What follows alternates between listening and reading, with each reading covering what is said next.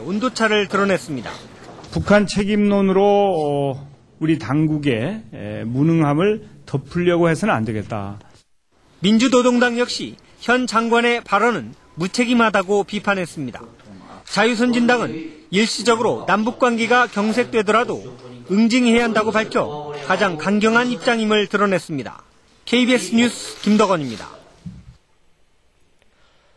북한의 무단 방류가 국제관습법을 위반한 것인지 이 정부가 살피고 있는데요. 이 재발 방지를 위해 먼저 대화를 제의할 뜻도 있어 보입니다. 정인성 기자입니다. 정부는 북한의 환강댐 무단 방류에 대한 책임을 물을 근거로 국제법 위반 여부를 검토하고 있다고 밝혔습니다. 무단 방류가 국제법, 특히 국제관습법에 위배되는지 여부 등에 대해서 면밀히 검토 중에 있습니다. 정부 당국자는 방류가 사전 고지 없이 이루어진 점은 국제관습법을 위반한 것으로 보인다고 말했습니다.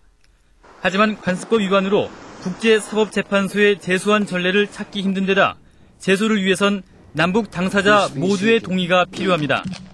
또 지난 1997년 제정된 유엔의 관련 협약 역시 아직 발효가 안 된 데다 남북 모두 가입하지 않은 상태여서 적용할 수 없다는 판단을 내렸습니다. 이 때문에 정부는 국제법 위반이라는 우리의 인식을 북한에 전달하기 위해서라도 대화의 필요성을 느끼고 있습니다. 북한의 사과 이전에라도 대화를 제의할 가능성을 배제하지 않고 있습니다. 이번 사태의 재발 방지를 위해서는 반드시 남북 간의 협의가 필요하다고 생각을 하고 있고, 정부는 관습법 위반 여부와 이에 따른 조치 그리고 대화의 시기와 내용 등에 대해 이르면 내일 결론을 내려 발표할 예정입니다. KBS 뉴스 정인성입니다. 임진강 참사가 인재였다는 정황이 경찰 수사로 속속 드러나고 있습니다. 이 관계자들의 형사처벌이 불가피해 보입니다. 우한울 기자입니다. 임진강 홍수경보를 알리는 무인경보 시스템의 통신 장비입니다. 참사 발생 이틀 전 수자원공사는 이걸 새 것으로 교체했습니다. 그런데 시스템이 갑자기 먹통이 됐습니다. 컴퓨터는 즉시 통신장애 사실을 문자 메시지로 담당 직원에게 알렸습니다. 사고 당일까지 무려 26차례나 문자가 담당자에게 보내졌지만 수자원공사 측은 아무런 조치도 취하지 않았습니다. 마지막 문자가 간 건 참사 당일 새벽 5시 반 강물이 야영객들을 이미 덮쳤을 때입니다. 지금 조사 중이죠. 조사하고 있죠. 걔들 진술을 지금 지각했는데 지금 그 부분에 대해서 왜 그렇게 됐는지 지금 조사를 하고 있죠. 고장난 홍수경보 시스템은 잠을 잤고 수자원공사는 물이 불어날 대로 불어난 6일 오전 6시 반에야 상황을 파악했습니다.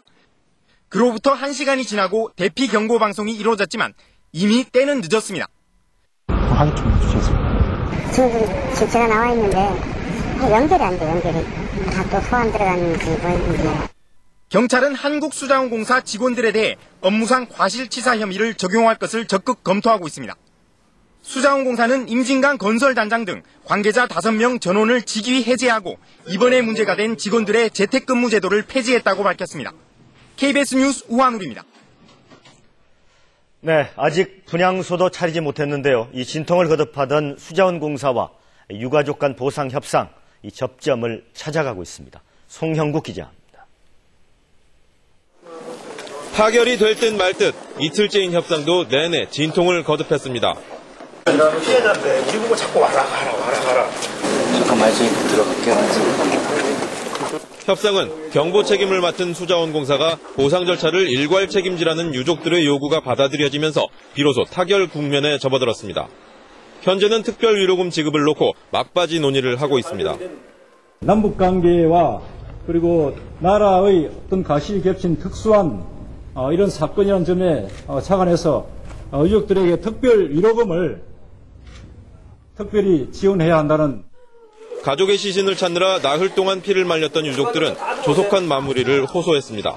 싸늘한 죽음으로 돌아온 우리의 남편들과 그 맑고 철없이 예쁘기만 하던 그 아이가 이러한 상황을 알면 얼마나 비통하고 원통하게 생각하겠습니까? 협상 지연으로 아직 장례 절차를 정하지 못한 채 지칠 대로 지친 유족들은 안타까움을 드러냅니다. 우리 아들은 너무 시행했어요. 유족들은 협상을 마치는 대로 경기도 일산 동국대 한방병원에 합동 분향소를 마련할 계획입니다. KBS 뉴스 송영국입니다. 요즘 정치권의 뜨거운 감자 하면 단연 세종시죠. 여야가 왜 이렇게 치열한 공방을 벌이는지 정창하 기자가 정리했습니다. 세종시 문제를 파악하기 위해서는 두 개의 법안을 동시에 살펴봐야 합니다. 세종시로 이전할 정부 기관과 이전 시기를 담은 행정도시 건설 특별법, 그리고 세종시의 지위와 구역을 논하는 세종시 특별법, 이렇게 두 가지입니다. 논란의 핵심은 바로 행정도시 특별법에 있는 이전 기관을 어떤 규모로 정할지, 또 이전 시기는 언제로 할지의 문제입니다. 야권은 지난 2005년 합의대로 총리실을 포함한 구부 2처 2청을 2014년까지 세종시로 이전해야 한다는 것인 반면, 한나라당 안에서는 이전 대상 기관을 축소 조정하거나 아예 행정도시 무용론까지 거론되고 있습니다. 특히 오늘은 각계각층의 원로 1,200명이 성명을 발표하고 아예 건설을 중단해야 한다고 촉구했습니다. 국가 재정을 수도 분할, 즉 정부 청사 이전에 쓴다면 이는 국가 균형 발전에 역행하는 처사가 아닐 수 없다. 원안 처리에서 무용론까지 극과 극의 주장이 맞서면서 야권은 오늘도 약속 이행을 촉구했습니다. 딴소리하고 외면한다면은 이것은 정부가, 국가가, 정권이 충청도민에게 거짓말을 하고 신의를 배신하는 것입니다, 여러분. 이전 대상 기관 문제뿐 아니라 시의 지위와 구역을 정한 세종시 특별법도 한나라당과 선진당이 이미 합의한 충북 청원군을 포함하자는 안과 청원군을 제외하자는 민주당 안이 충돌해 조정이 필요합니다.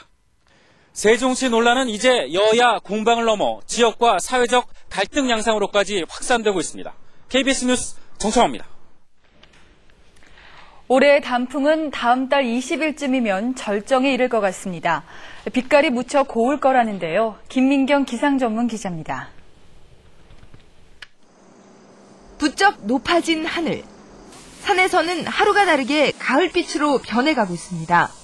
양지 바른 곳의 나뭇잎은 조금씩 붉은 빛이 번져가고 있습니다.